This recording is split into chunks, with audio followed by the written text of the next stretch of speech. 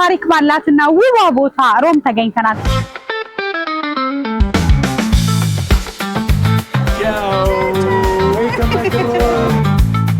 የታላቁ ጥበበኛ አለማየሁ እሸቴ ልጅ ናት። ተማር ልጄ ወገን ዘመድ የለኝ ሀብት የለኝም ከእጄ።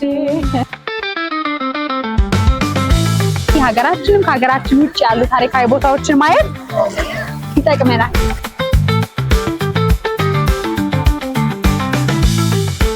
ሩቃናን ሳለ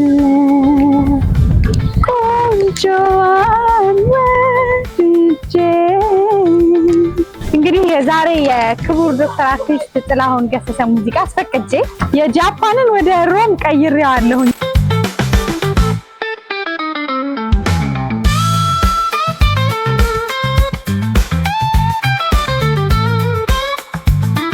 ጉዟችን በድጋሚ ከሮም ወደ እናንተ ይቀጥላል። መልካም ጊዜ